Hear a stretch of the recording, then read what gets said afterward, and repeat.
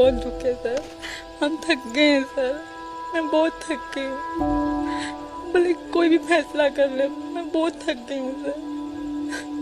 एक साथ मेरे साथ हम सचिन यहाँ बैठे होते हैं तो मैं बहुत खुद को बहुत ताकतवर समझती हूँ। आज वो मेरे साथ नहीं है, वो इतना बर्दाश्त नहीं कर पाएगा। पिछले कुछ दिनों से पाकिस्तानी महिला सीमा हैदर को लेकर अलग अलग तरह से बातें हो रही हैं। एटीएस ने, सेंट्रल एजेंसियों ने लंबे टाइम तक सीमा हैदर से पूछताछ की। आज तक इंडिया टुडे विस्तार से सीमा हैदर से बातचीत करेगा। क्या सीमा हैदर आईएसआई की एजेंट है, क्या तालिबान से उनका कनेक्शन है, और अलग अलग तरह से सीमा हैदर को लेकर बातचीत हो रही है। और अभी हाल में ही सीमा हैदर ने राष्ट्रपति के सामने याचिका लगाई है कि उन्हें भारत की नागरिकता दी जाए। सीमा हैदर, आपने राष्ट्रपति के सामने अपने वकील के जरिए क्या याचिका लगाई? यही कि मुझे रहने दिया जाए, मुझ पर भरोसा किया जाए। मैं एक माँ हूँ, मैं बड़ी उम्मीद लेके यहाँ आई हूँ, और मेरा वापस जाना तो मतलब अगर मैं यहाँ से वापस जाती हूँ तो मेरी तो ज़िंदगी ख़त्म ही है, मेरी 3 बेटियों की ज़िंदगी भी खतरे में होगी सर। मैंने यही रिक्वेस्ट वकील साहब के जरिए करवाई है कि मुझे यहाँ रहने दें, एक बार भरोसा कर ले मुझ पर।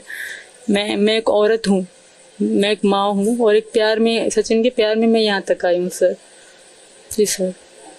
क्यों आपको लगता है कि अगर आप वहां गई तो आपकी बेटियों की जिंदगी खत्म हो जाएगी पाकिस्तान में? क्या हालात है वहाँ के? अगर बलोच, जिस कबीले से मैं हूँ, बलोच से, तो वहाँ का तो बहुत बुरा है, औरतों के लिए बहुत ज़्यादा बुरा है।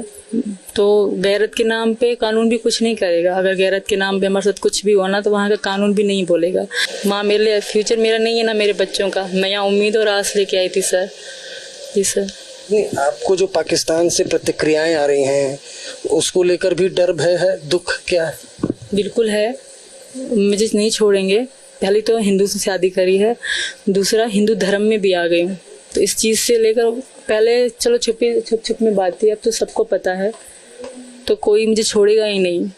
वहाँ के कट्टर मुल्ला जो हैं वो ही मुझे मतलब एक अपनी मतलब पूरा पाकिस्तान मेरा दुश्मन है। कट्टर मुल्ला हो गए तो वो एक मेरे जो ससुराल वाले वो, और जो मतलब मैं वहाँ की बातें बता रही हूँ कि बस सिंध में जो सिंधी इलाके हैं वहाँ ऐसा होता है। और दूसरी बात सर, लोग कह रहे हैं धर्म पवित्र हो रहा है, 3 लड़कियों का कल हुआ है, परसों मेरे लिए हुआ है। अरे वो हमेशा होता आ रहा है, मेरे लिए नहीं हुआ, वो हमेशा से चलता आ रहा है।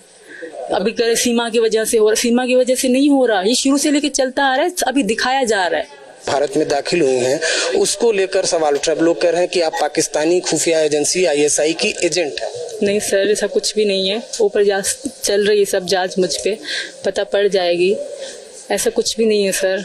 अगर मैं होती तो मैं यहाँ बैठी ना होती, मैं भी आज़ाद तरीके से बैठी हूँ। कई दिनों से मैं जा चुकी होती। किसको जान अपनी प्यारी नहीं होती सर, पर मुझे वहाँ खतरा है। मेरा वहाँ कोई भी नहीं है सर। जो भी था, मेरे माँ बाप थे वो मर चुके। अब मेरा वहाँ कोई भी नहीं है कि मैं वापस जाने के लिए सोचूं भी सही। पाकिस्तानी है, मुस्लिम है, लेकिन जिस तरीके से आपने सिंदूर लगाया है, हिंदी में बातें कर रही हैं, इंग्लिश में बातें कर रही हैं, तो उसको लेकर अब ये कह रहे हैं कि आपको पूरा ट्रेंड किया है इस तरह से। आप चूंकि हिंदी शुद्ध बोल ले रही हैं, मेहंदी लगाई हुई हैं, पूरा जो हिंदुस्तानी लिबास है वो धारण किया, इसके लिए आपको ट्रेंड किया गया है। नहीं सर, ये मैं सचिन से शादी के बाद ही हुआ है, और मैं सचिन से जब से प्यार करती थी, जब हमारा प्यार बहुत उरूज तक पहुंच गया था तब से ये था। और हिंदी बोलने की बात है सर, मैं उर्दू में ही समझो बोल रही हूँ, बस कुछ लफ्ज़ों का जैसे लफ्ज़ और शब्द हो गए, इस तरह चीज़ें में मतलब फ़र्क आ गया है यहाँ सुन के, बोल के। और सचिन के साथ तो 3 साल में रही हूँ।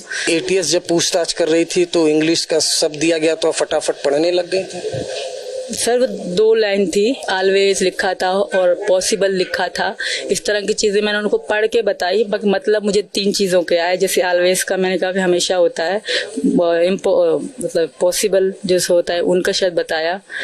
इस तरह 2-3 शब्द मुझे समझ में आए, बाकी पूरा नहीं। हाँ, टाइपिंग किया हुआ था तो मैं पढ़ पा रही थी कि ये लिखा है, ये लिखा है। अच्छा, आप जब पकड़ी गई तो लोकल पुलिस से पहले आपसे यहाँ की जो सेंट्रल एजेंसीज है, आईबी वगैरह, आपने आपसे पूछताछ तो की हो? 3 दिन तक पूछताछ चली थी तब भी सर। उस वक्त किस एजेंसी ने पूछताछ की? अब मुझे तो इतनी पता नहीं है कौन सी